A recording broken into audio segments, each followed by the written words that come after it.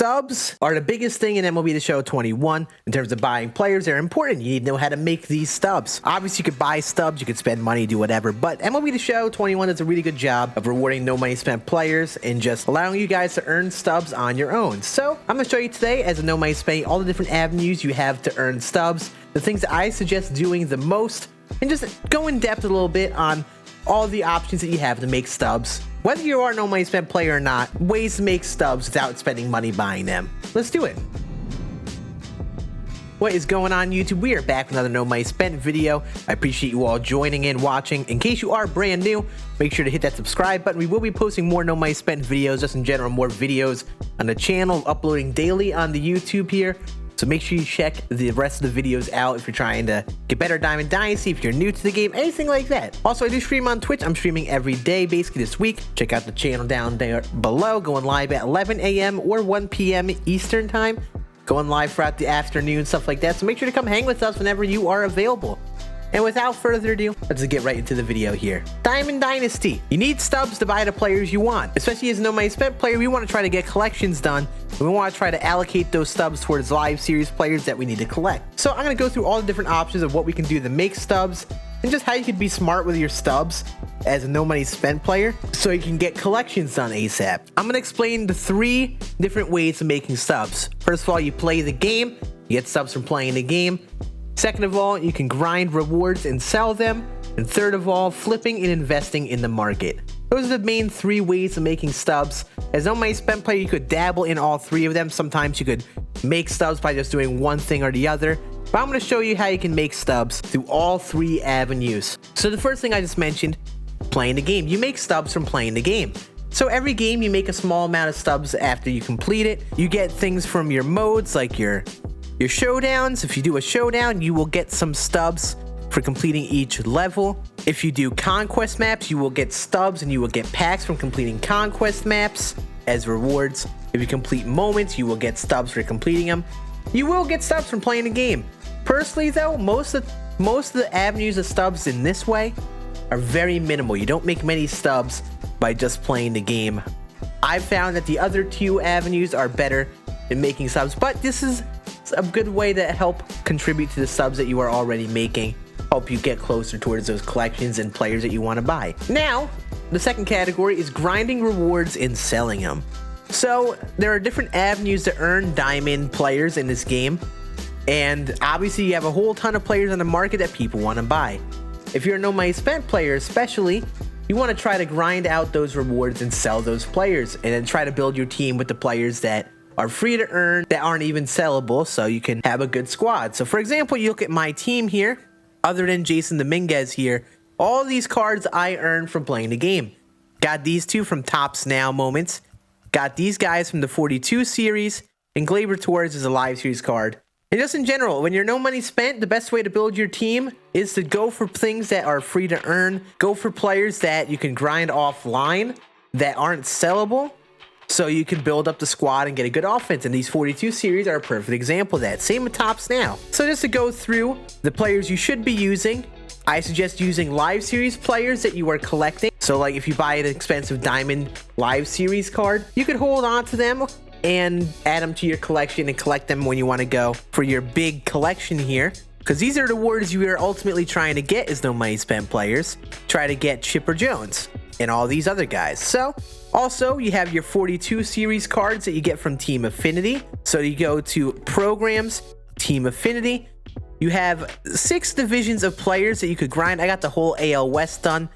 The fastest way to get these is through doing the Team Affinity 1 showdown. In case you were confused on how to beat it or you're struggling, make sure to check out my video up there. I just showed a tutorial on how to help you guys beat that showdown. Essentially, you go through the showdown and you see you get a whole bunch of rewards, packs, stubs, things like that. You also get these 42 series players, and at this point in the game, these are the better players in the game. And just in general, Team Affinity cards are usually some of the better cards in the game. And as they keep on adding on this program throughout the year, you keep on building up your team by grinding this way. And finally, you have your player programs. Player programs like this gold Mickey Mantle will be cards they add throughout the game that again are free to earn. You have to spend any stubs, and there are players you can't really sell. So you're good to use guys like Mickey Mantle, that Jason Giambi. More of the guys we get, Also, our Tops Now and monthly awards. So our monthly awards, again, are usually free to earn. You'll be able to put them on your squad and use those. And finally, your Tops Now moments. So you go to your moments, go to Tops Now. These are moments that they add every week, add all these different players in. You get a whole bunch of range of players, golds, diamonds as of now, but they'll mostly be diamonds at a point. And these are very usable players at this point in the year. You could sell them too, but these guys may be worth holding on to. Again, they're free to earn. The players that you want to sell to make stubs are the players that you get as rewards for playing online. So for example, ranked seasons, if you can get this to World Series and collect one of these World Series players, these will go for a solid amount of stubs. Also, you have players that you could get the same pack by doing the World Series program. These players are going for like around 100,000 subs right now. That's a big amount of subs you could use towards those collections. Same with Battle Royale. Right now, I'm grinding the Battle Royale program. As you see, you get to the end here, you get this Diamond Jorge Soler. He's sellable. He's going for 100K right now. The BR program as well, these guys are going for 100K or so. So if you can get these rewards, grind these players online, these are the most valuable players. They are harder to earn. That is a little caveat. Sometimes you have to grind a lot or be good at the game to actually get these players, but they made that a little easier this year with these little programs. You used to not have these programs with BR and ranked seasons. You used to only be able to make World Series or go 12-0 to get those players. But now, you don't have to do that. You can get players by just playing the modes a lot, and that is a very good thing to help you guys make stubs. Finally, you have events. If you play an event, you play online games, you accumulate wins, you get some diamond players like this John Smoltz. These event players are usually cheaper depending on the players, but these are still some stubs you could use towards those live series collections. These players aren't going to be very great for long, so you want to sell these players, use those team affinities, and just other players that you earn offline for free. Now, finally, we have our flipping and investing in the market. It's something I don't like to do, but this is a very popular thing in the community. Some people like to make a lot of stubs by sitting in the market and flipping the market. So there are two main ways to make stubs by messing around with the market. First, there's flipping. So as you go to our marketplace here, when you flip players, essentially what you're doing is you are buying a player and then you're buying it at that lower price, at that sell now price. And if there's a big enough gap between the sell now price and the buy now price, then what you would do is buy that player at sell now price, the cheaper price, then put him up for sale right after you get him at the higher buy now price. And that gap in stubs is a good amount of chunk of stubs a lot of times. A lot of times you could flip in the market. You could really make good value by choosing the right players. So if you're looking for players to flip, you want to try to choose players that are in large numbers, like your live series players that are getting opened and sold a lot. So let's just look for a good example of a player you can flip and get like a solid amount of stubs. Okay, let's look at Joan Duran. I don't know how you pronounce this guy's name. Whatever, doesn't really matter. Let's look at his value here. If I were to flip this card, I would put in a buy order for this right price, 4,702. So I would be paying 4,702 stubs to buy this card. So I'm down 4,702 stubs. So if I get this card for that price, 4,702, now I have this card to sell, and I could put him here and sell him for 6,249, one less than the current sale. And if someone buys him, the stubs that I make from that minus the amount that we paid for the card is the amount of profit. So we have 6,249, but also they do have a 10% tax on the market. So we also have to take away 600 stubs. They add a tax in the market, so you can't make as many stubs flipping, but you can still make a good amount of stubs by flipping cards in the market like this.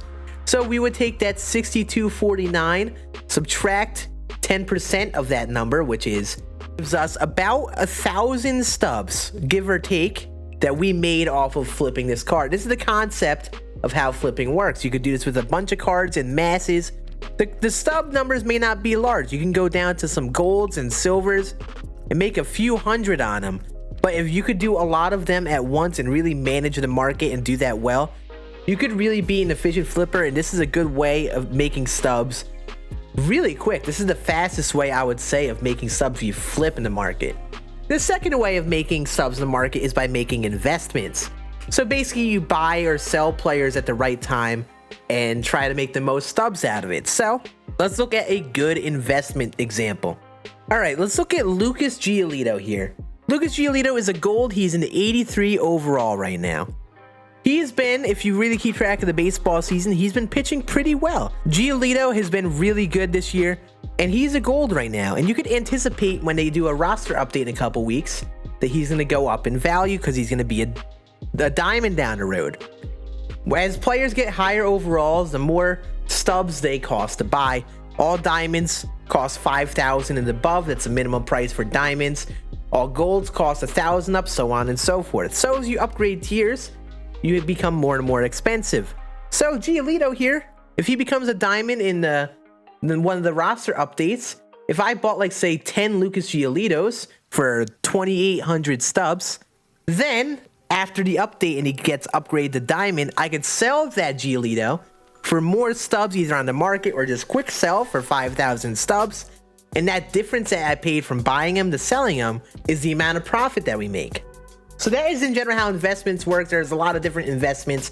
A lot of people make great videos on who you should invest in, things that are smart to make investments in, not just live series cards, but there are whole different ways to invest in cards based on how much people are going to want the cards. And I kind of plan on covering that on the channel here. So make sure if you want to keep up with who you should be investing in, flipping, things like that in the market, make sure you hit the subscribe button down below. But I'm not really a big market guy. I'm not an expert by any means. And I try to mostly make my subs by earning players in the game and selling them. But obviously everyone is different and you can do a little bit of everything. But that is basically mostly how you make your stubs in Diamond Dynasty. That's going to be it for this video. In case if you learned something new, make sure to hit that like button. And also, we will be streaming on Twitch. If you have any questions on certain things with stubs, things like that, make sure to stop by there and ask me over there in case I don't get to your comment over here. Have a great rest of your day. I'll see you all in the next video. Deuces.